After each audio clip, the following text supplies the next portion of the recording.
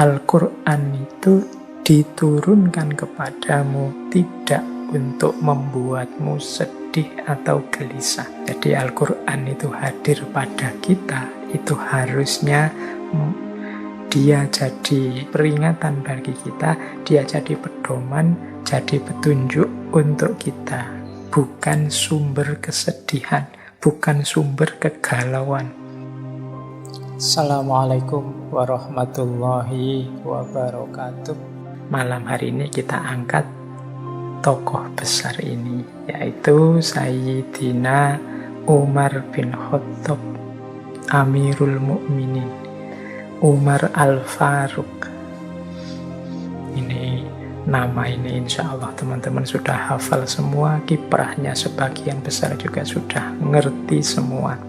Malam hari ini kita bahas dari aspek pelajaran apa yang mungkin bisa kita teladani dari beliau untuk situasi-situasi kita hari ini, hikmah-hikmah apa, prinsip-prinsip hidup apa yang bisa kita ambil uswah, kita ambil teladan dari beliau. Jadi kita tidak akan membicarakan mungkin aspek historisnya secara detail, aspek hukum Islamnya secara mendalam, karena beliau ini juga banyak melakukan ijtihad hukum. Kita juga mungkin tidak akan membahas secara detail informasi-informasi biografis tentang beliau. Teman-teman insya Allah sudah lebih banyak informasi tentang hal itu.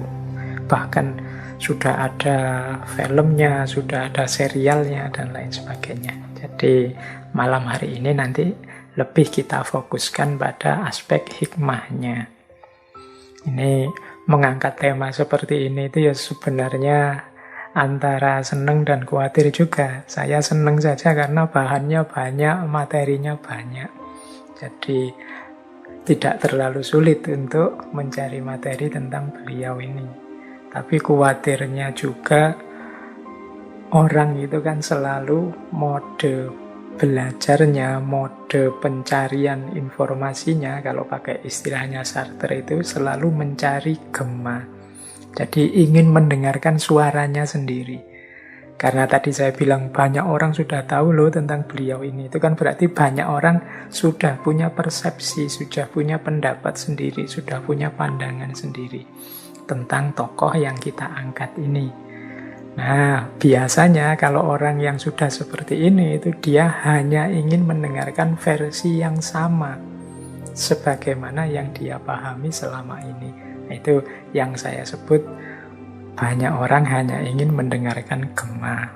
Padahal saya juga tidak menjamin yang saya sampaikan ini apa ya sama persis dengan keinginan teman-teman.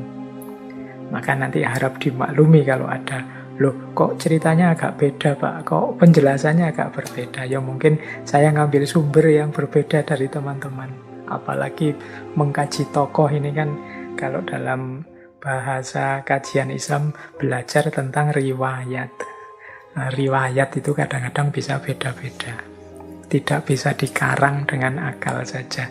Kadang ada yang merujuk ke sana, ada yang merujuk ke situ, sehingga mungkin kasusnya sama, yang dijelaskan hal yang sama, tapi isinya sedikit berbeda. Jadi itu semoga kalau terjadi begitu malam hari ini, mohon maklumnya teman-teman. Atau kalau memang bagi teman-teman ada yang keliru, ada yang tidak pas, monggo diingatkan saja. Wong yo, seperti sering saya bilang, ngaji kita ini nilainya tidak bernilai fatwa, juga tidak bernilai nasihat yang pasti benar. Ini kita hanya belajar saja bareng-bareng. Nanti kalau ada yang saya sampaikan kok tidak pas atau keliru, feel free, bebas saja untuk mengingatkan saya, menyampaikan kritik-kritik. Baik, bismillah ya, kita mulai pelan-pelan saja. Meskipun saya bilang tadi teman-teman sebagian besar sudah ngerti, saya akan menjelaskan pelan-pelan saja. Saya asumsikan semuanya belum tahu. Saya asumsinya itu, jadi nanti mohon tidak jengkel kalau teman-teman mendengarkan terus menyimpulkan, sudah ngerti semua ya, karena saya mengasumsikannya teman-teman belum tahu. informasi-informasi yang mungkin sebagian besar saya sampaikan malam hari ini. Baik, ayo disiapkan apa saja yang diperlukan untuk belajar kita malam hari ini. Bismillah, kita mulai. Nama beliau Umar, ya pastinya ya.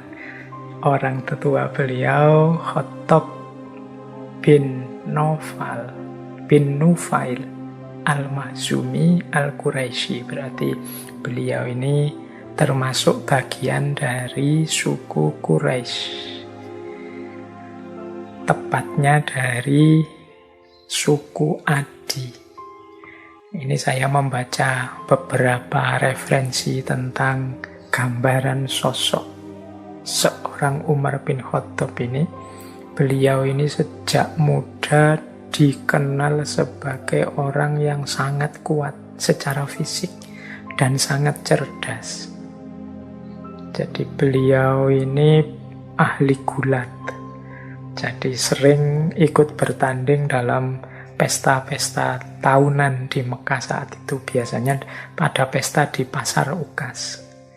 Kemudian karena beliau ini cerdas, zaman itu sering dipercaya oleh sukunya untuk melakukan perundingan-perundingan.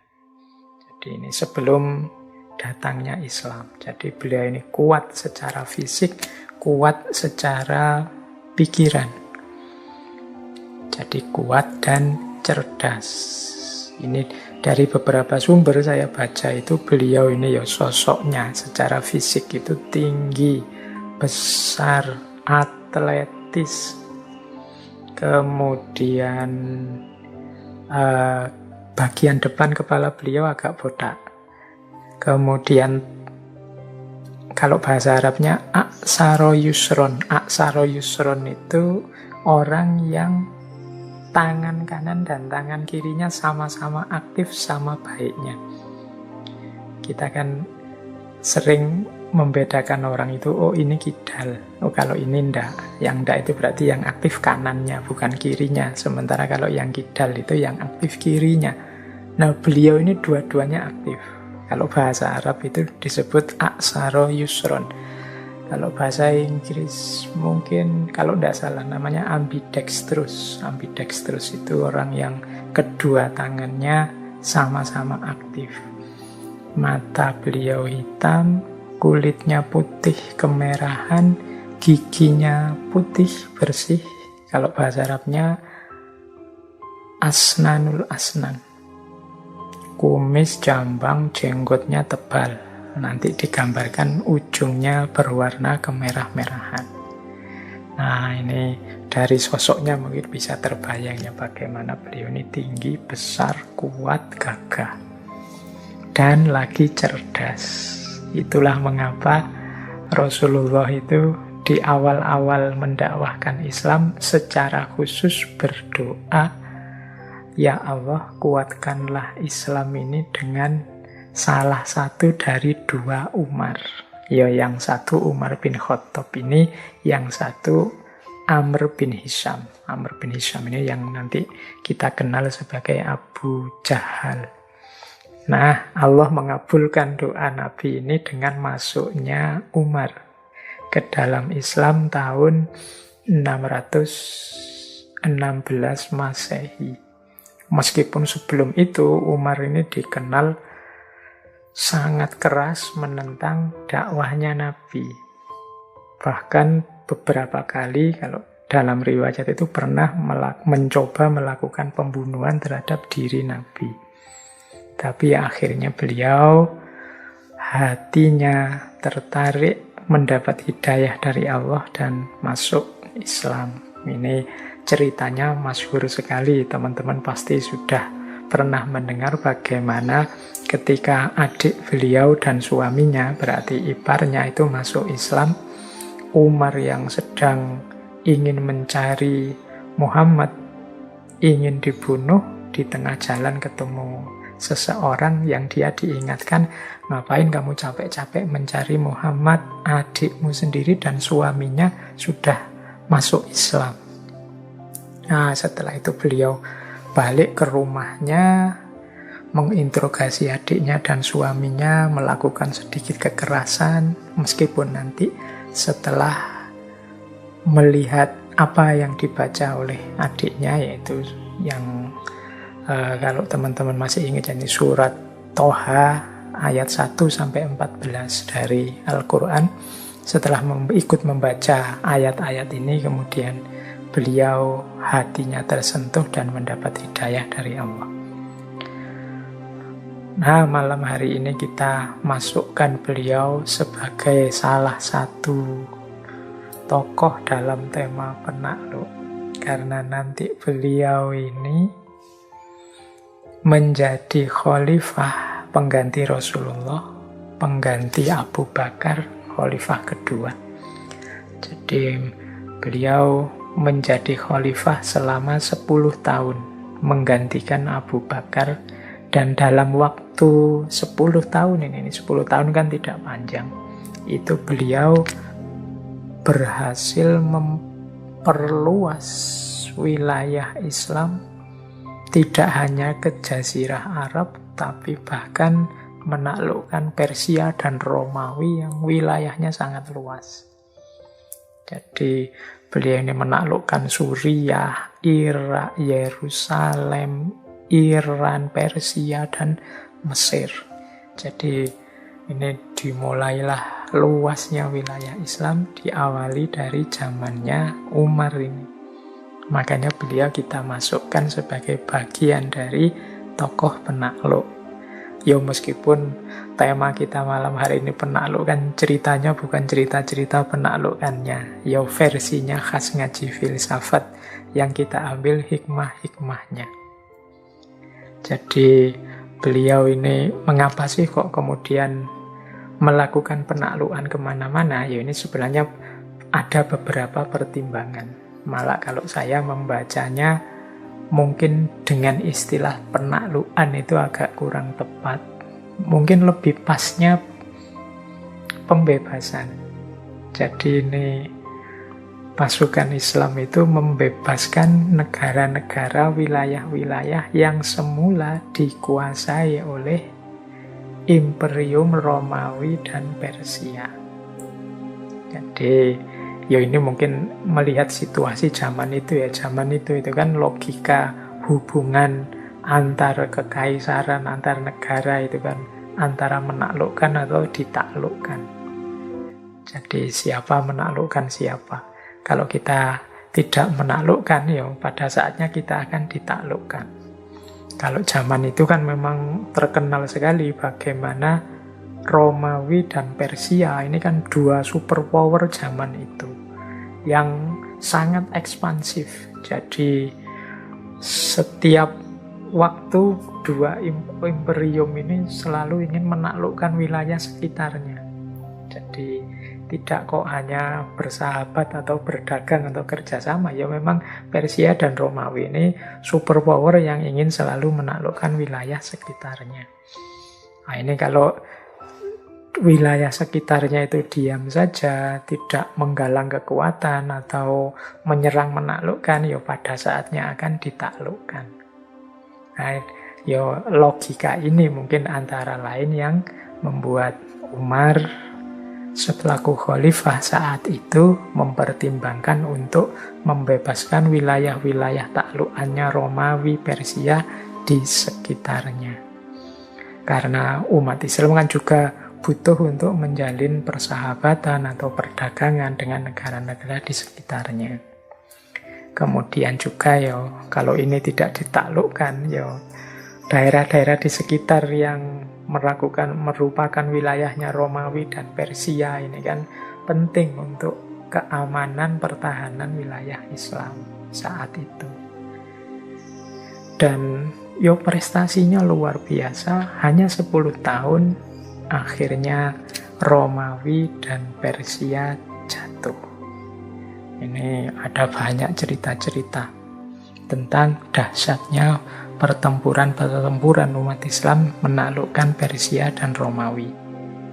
Dimulai tahun 635, ini pasukan Islam yang dipimpin oleh Abu Ubaidah bin Jarrah itu menaklukkan Damaskus. Damaskus itu pusatnya Romawi Timur di Syria. Kemudian lanjut 2 tahun kemudian 637 menaklukkan Yerusalem, Palestina. Ini juga banyak cerita-cerita tentang Umar yang datang ke sana untuk menerima penyerahan Yerusalem. Kemudian lanjut tahun 642, umat Islam yang dengan panglimanya Amr bin As bisa menaklukkan Mesir, menaklukkan Alexandria. Kemudian ini kalau yang Romawi, kalau yang Persia nanti yang memimpin panglimanya adalah Sa'ad bin Abi Waqqas. Diawali dari menaklukkan Irak, kemudian bergerak terus sampai terakhir menaklukkan Nahawan. Ini tahun 642 juga. Ini takluknya Nahawan ini nanti jadi simbol kemenangan umat Islam atas Persia. Nah, itu cerita-cerita penaklukannya. Cuma saya bilang tadi kita tidak akan fokus di sini. Itu tadi sedikit informasi saja. Baik, teman-teman, kita mulai ya. Yang pertama mungkin menarik kalau kita membaca bagaimana Umar bin Khattab ini tersentuh kemudian masuk Islam setelah membaca Al-Quran surat Toha ayat 1-14. Coba ya teman-teman membuka ayat ini 1-14 ini. Kemudian ada rasa apa dalam diri kita? Kalau Umar membaca ayat-ayat ini, tiba-tiba tergetar hatinya, mendapatkan percikan cahaya sehingga kemudian beliau tertarik dan masuk Islam. Ini ya saya tidak mungkin menjelaskan satu-satu ya ayatnya. Coba kita lihat dari ayat yang awal dan ayat yang paling terakhir. Di bagian awal itu kan ayatnya berbunyi A'udzubillahi minasyaitonirrajim Toha ma anzalna alaikal qur'ana litashqa. Ini kalau diterjemahkan dalam bahasa Indonesia, Toha, tidaklah kami turunkan Al-Qur'an itu kepadamu litashqa, supaya engkau bersusah hati. Illa tadhkiratan liman yakhsha, kecuali hanya sebagai peringatan bagi orang-orang yang takut. Tanzilam mimman khalaqal ardo wassamawatil ula. Dia turun dari yang menciptakan bumi dan langit yang tinggi. Nah, jadi di bagian awal kita diberi informasi Al-Quran itu diturunkan kepadamu tidak untuk membuatmu sedih atau gelisah. Jadi Al-Quran itu hadir pada kita, itu harusnya dia jadi seperti di ayat selanjutnya, tadhkiratan liman yakhsha. Dia jadi peringatan bagi kita, dia jadi pedoman, jadi petunjuk untuk kita. Bukan sumber kesedihan, bukan sumber kegalauan.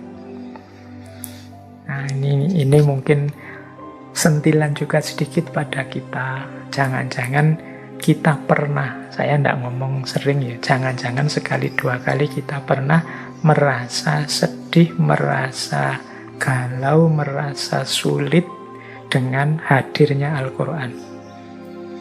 Entah dalam hal apa, mungkin ada isinya Al-Quran yang menurut kita tidak cocok, atau kita ngerundel karena ada perintah untuk melakukan ini, melakukan itu, atau apa saja. Itu kan berarti sedih karena, atau susah, atau merasa direpoti oleh Al-Quran. Padahal Al-Quran tidak turun untuk itu. Al-Quran itu memberi kita petunjuk, memberi kita pedoman. Tentunya petunjuk dan pedoman itu konotasinya adalah positif, untuk membuat kita tidak lupa dengan amanah dan tanggung jawab hidup kita di muka bumi. Jadi liman yakhsha, bagi orang yang takut, yang hati-hati, yang tidak mau sembrono dalam hidupnya. Jadi 2 ayat pertama ini sebenarnya menegaskan agar kita tidak takut, tidak gelisah, tidak galau dengan apapun tuntunan, apapun petunjuk dari agama. Itu kalau kita makomnya adalah orang yang tidak sembrono dalam hidup, orang yang serius, orang yang hati-hati dalam hidup. Jadi itulah tujuannya Al-Quran, tadhkirah, peringatan, petunjuk. Tanzilam mimman khalaqal arda was samawatil ula. Jadi dia turun dari zat yang menciptakan bumi dan langit yang tinggi. Dan kalau dalam cerita yang paling menyentuh Umar adalah ayat terakhir, ayat 14. Innani anallah la ilaha illa ana fa'budni wa aqimis sholata li dzikri. Sesungguhnya aku adalah Allah, la ilaha illa ana, tidak ada Tuhan selain aku, fa'budni, maka sembahlah aku, wa aqimis sholata li dzikri, dan dirikanlah sholat untuk mengingatku. Ini ayat ini menyentuh Umar sampai kemudian beliau tertarik untuk masuk Islam. Jadi penegasan Allah, ya akulah Allah itu, tidak ada Tuhan selain aku, maka sembahlah aku. Ini mungkin karena ayat ini kemudian Umar sadar tanggung jawabnya sebagai manusia, yaitu untuk menyembahnya yang selama ini mungkin dilalaikan. Baik, ini sebenarnya mungkin semacam ajakan mungkin untuk teman-teman, ya coba deh ayat-ayat Al-Quran itu masih menyentuh batin kita enggak? Masih menggetarkan batin kita enggak? Sebagaimana Umar tergetar oleh ayat-ayat Al-Quran. Selama masih ada getaran itu, berarti dia masih hidup dalam diri kita, masih ada pengaruhnya. Semakin kita membaca, semakin kita mendengar ayat-ayat Al-Quran dan merenungi maknanya, semakin kuat iman dan keislaman kita. Itu kan ada ayatnya juga. Idza tuliyat ayatuh, ketika dibacakan ayat-ayatnya, zadatu iman, imannya bertambah. Baik, ya ini saya buka dengan ini karena memang Umar dikenal masuk Islam karena surat Toha ayat 1-14. Kemudian Umar ini punya 2 gelar yang masyhur sekali. Yang pertama Al-Faruq, yang kedua Amirul Mukminin. Al-Faruq itu artinya pembeda. Pembeda itu maksudnya Umar dikenal sebagai sosok yang tegas, yang mampu membedakan dengan jelas ini benar, ini salah, dan membela kebenaran secara tegas. Jadi makanya namanya dikenal nanti Al-Faruq. Ini ada yang meriwayatkan gelar julukan Al-Faruq ini berasal dari Rasulullah sendiri.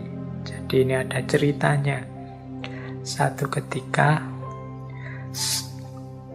Umar ini berdiri di depan Ka'bah terang-terangan, kemudian berteriak di situ membaca syahadat dengan keras.